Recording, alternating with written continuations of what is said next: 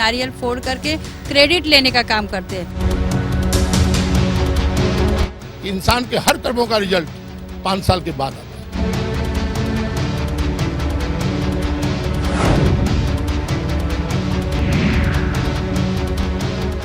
नमस्कार, स्वागत है आप सभी का हमारे इस खास कार्यक्रम मुंबई की आवाज में। मैं हूं संजय मिश्रा।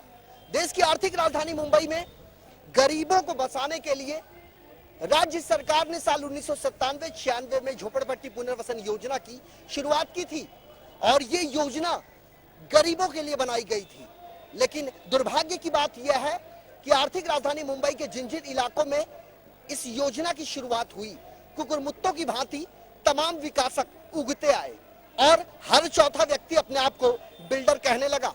लेकिन सबसे पहले अपने तमाम दर्शकों को हम बता दें कि हमारे कैमरे के सामने खड़े इन तमाम लोगों की तस्वीरें हमारे कैमरा पर्सन सागर चौगले अपने कैमरे में कैद करें, उन तमाम दर्शकों तक पहुंचाने का प्रयास करें जिनके अंदर ये जिज्ञासा बनी हुई है कि लमन न्यूज पर चलने वाले इस कार्यक्रम का एजेंडा क्या है, मकसद क्या है, सब्जेक्ट क्या है। तो हम आपको बता दें, गरीबों के लिए महाराष्ट्र सरकार ने साल 1996-97 में झोपड़पट्टी पुनर्वसन योजना की शुरुआत की थी। मकसद ये था कि झोपड़ों में रहने वाले गरीब से गरीब परिवार को उसके झोपड़े के बदले मुफ्त फ्लैट हासिल हो सके। और जो पुरावा था, जो दस्तावेज थे, वो साल 1/1/95 के थे। लेकिन जो आगे चलने के बाद जब तमाम चुनाव नजदीक आए, उसके बाद तमाम राजनीतिक दल एक होकर 2000 तक के झोपड़ों को पात्र करने का फैसला लिया गया। लेकिन सवाल वही कि योजना तो शुरू की गई, लेकिन क्या इस योजना का लाभ गरीबों को मिल पाया? हमारे साथ यहाँ पर बड़े पैमाने पर लोग हैं। ये मुंबई के महालक्ष्मी स्थित 7 रास्ता साईं बाबा नगर के रहवासी हैं, जहां 1 साल पहले विकासक जो डेवलपमेंट करने के लिए आया था, बाबूलाल वर्मा बिल्डर का नाम बताया जाता है, जो ओमकार डेवलपर के सर्वे सर्वा कहे जाते हैं। हमारे साथ यहाँ पर बड़े पैमाने पर लोग हैं। सबसे पहले आपका नाम जानना चाहेंगे। कैलाश जायसवाल। जायसवाल साहब, कितने सालों से रहते हैं आप? हम यहाँ कम से कम साहब 30 साल से रहते हैं। तो 30 साल से रहते हैं, आपको तकलीफ क्या है? सरकारी योजना है, आपको इस योजना को स्वीकार करना चाहिए, क्यों बगावत कर रहे हैं आप? साहब वो तो अभी तक इतना जो बना रहा है, अभी तो लिखित कुछ भी नहीं दे रहा था। हम किसके भी आधार पे उसको ये एग्रीमेंट तो कर दिया हो, लेकिन चेक किसके आधार पे ले? लिखित में कुछ भी नहीं दे रहा है वो कि हम देंगे, कहाँ नहीं देंगे। एक प्रोजेक्ट दिखाया खाली रेलवे लाइन, जो प्रोजेक्ट 3 बिल्डिंग में दिखाया है 1500 झोपड़ों को, वो खाली एक रेलवे लाइन दिख रही है वहाँ पे। और वो कहाँ है? मानखुर्द है कि अमेरिका में दे रहा है कि जापान में, ये भी अभी तक कुछ नहीं दिया। उसका लोकेशन जहाँ भी कुछ भी नहीं बता रहा है वो। साहब एक बात बताइए, हाँ, सर बोलिए। आपके यहाँ पे ये योजना कब आई? ये आई है लगभग हमारे यहाँ तो 2007 में नहीं, 2005 में लोखंड वाला पहले आया था बिल्डर, पहले उससे पहले आया था। तो लोखंड वाला बिल्डर ऐसा क्या हो गया कि वो फेल हो गया? वो भी बहुत एनेक्चर पे वो गलत काम किया था कि जो साइन कमेटी वाले ने सब डुप्लीकेट, सबका साइन मतलब 10 घर का कोई मार रहा है कमेटी वाला, 10 घर का कोई करके ऐसा 10 घर के करके वो साइन मतलब सब डुप्लीकेट फर्जी काम किए। आज भी उसी एनेक्चर पे बाबूलाल वर्मा काम कर रहा है। लेकिन जब हाई कोर्ट का ऑर्डर हुआ था तो उसमें ये दिया गया था कि मतलब नया प्रोजेक्ट चालू किया जाए, तो नया प्रोविजन में नया नेक्चर भी होना चाहिए। तो ये नेक्चर इसने किया नहीं, अभी तक उसी का एलवाई और उसी का जो है उसी पे सब काम कर रहा है। सबसे पहले हम अपने तमाम दर्शकों को बता दें कि मुंबई के जिन जिन इलाकों में झोपड़पट्टी पुनर्वसन योजना के अंतर्गत विकास कार्य की शुरुआत की गई, वहां पर रहने वाले तमाम लोगों का नाम परिशिष्ट 2 में डाला गया। लेकिन परिशिष्ट 2 में जितने लोगों के नामों का उल्लेख किया गया, उसमें कितने लोग सही हैं, कितने लोग गलत हैं, ये सवाल आज भी जस का तस बना हुआ है। और खास करके दक्षिण मुंबई की बात करें, ईशान्य मुंबई की बात करें, पश्चिम उपनगर की बात करें, तमाम इलाकों में बड़े से बड़े विकासक वहां पहुंचते तो हैं। लोगों का परिशिष्ट 2, जिसे एनेक्सर 2 कहा जाता है, वो भी बनाया जाता है। लेकिन सवाल वही कि क्या एनेक्सर 2 में जिन नामों का उल्लेख किया गया है, उतने लोग क्या वहां के स्थायी रहवासी हैं? और यदि स्थायी रहवासी नहीं है तो क्या कानून उनके लिए कुछ नहीं है? यदि एक व्यक्ति कोई गुनाह करता है तो उसके खिलाफ एफआईआर दर्ज किया जाता है और उसे गिरफ्तार करके कोर्ट में प्रोड्यूस किया जाता है। लेकिन यहाँ पर हमने लमन न्यूज के माध्यम से मुंबई के जिन जिन इलाकों का जायजा लिया है, वहां पर चलने वाले विकास कार्य में दीमक की तरह भ्रष्टाचार अंदर तक जा घुसा है, जिसे निकालना वक्त की जरूरत है। आपका नाम जानना चाहेंगे? हमारा वो नाम वारिस अली शेख है। सर, साईं बाबा लग के हमारी जो है शक्ति नगर झोपड़पट्टी है और वो साईं बाबा नग के लगा हुआ ज्वाइंट है और लोगों को एग्रीमेंट भरा रहा है, लोगों को चेक दे रहा है, मगर आज तक उन लोगों का कहाँ पे घर है, क्या है, उन्होंने ये चीज बताया नहीं है। और साईं बाबा नगर में जो उन्होंने दहशत फैलाया है गरीबों के साथ, ऐसा उन्होंने घर तोड़ा है लोगों को कि बंद घर थे तो तोड़ दिए। छोटे छोटे बच्चे, छोटे छोटे बहन भाई, सब ऐसे लोग परेशान है वहाँ पे कि कोई हालत नहीं। ना उनका आज भी घर है, लोग चद्दर ओढ़ के प्लास्टिक डाल के लोग रह रहे, पर कोई सुनने को तैयार नहीं है।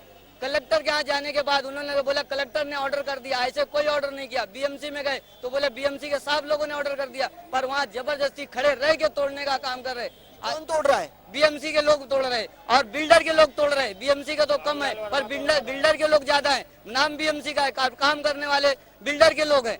ऐसे अत्याचार लोगों के ऊपर हो रहा है मगर कोई सुनने वाला नहीं है गरीबों को। जब अपनी शिकायत लेकर आप पुलिस स्टेशन जाते हैं तो पुलिस का रवैया किस प्रकार का रहता है?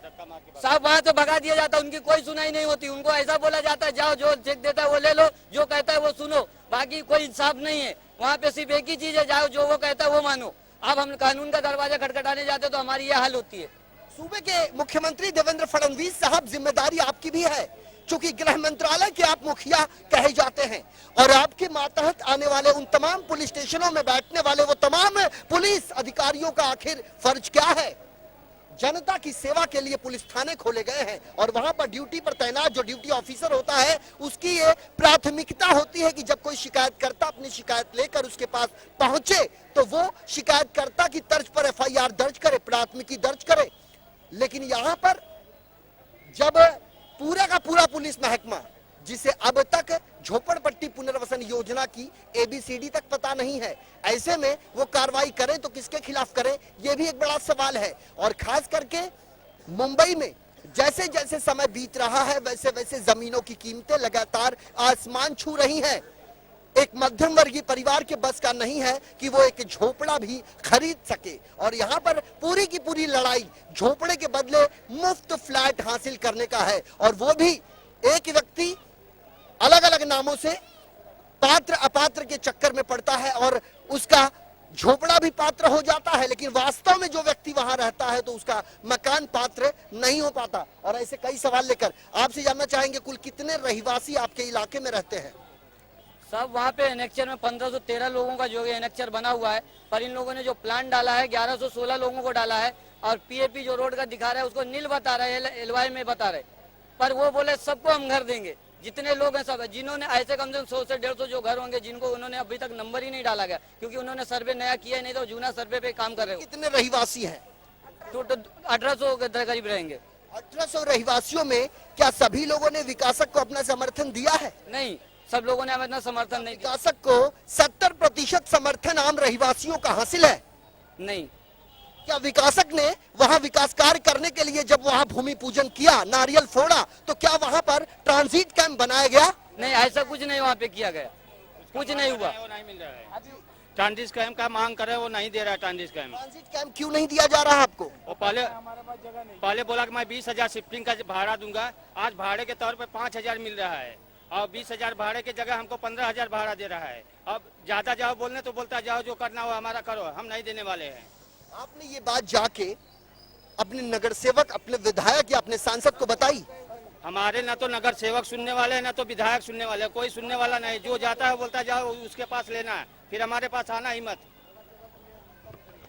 अंधेर नगरी, चौपट राजा और टकासेर भाजी टकासेर खाजा।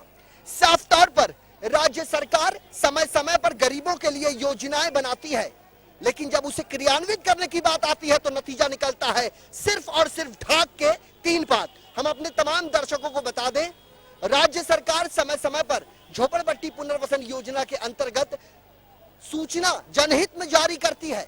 लोगों को इस बारे में ज्यादा से ज्यादा जानकारी हासिल हो, इसके लिए कोई प्लान, कोई खाता तैयार नहीं है राज्य सरकार के पास। लेकिन ओमकार डेवलपर हो या कोई और बिल्डर या विकासक, तमाम जो लोग हैं वो अब तानाशाही के परिचायक बने हुए हैं। और ऐसे में सवाल है झोपड़पट्टी पुनर्वसन प्राधिकरण के सीईओ असीम गुप्ता साहब आपसे, क्योंकि जिम्मेदारी आपकी भी है, हमने समय रहते पिछले 2 दशकों में कई सीईओ बदलते देखा है। हमने यहाँ चाहे देवाशीष चक्रवर्ती की बात हो या श्रीकांत ठाकुर की बात हो या फिर असीम गुप्ता साहब की बात हो या फिर उज्जवल झेंडे साहब की बात हो, लेकिन तमाम जो लोग हैं आज तक इस मामले में कोई भी सकारात्मक कदम नहीं उठा पाए। और यही कारण है कि लमन न्यूज ने ये बीड़ा उठाया है कि इस खबर को पूरी पारदर्शिता के साथ न सिर्फ अपने दर्शकों तक हम ले जाएंगे बल्कि ये राज्य सरकार तक ले जाएंगे,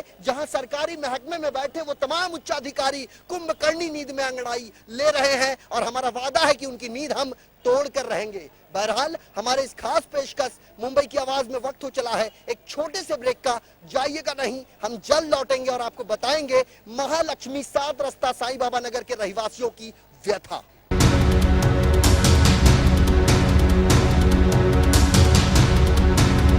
नारियल फोड़ करके क्रेडिट लेने का काम करते हैं। इंसान के हर कर्मों का रिजल्ट 5 साल के बाद आता है।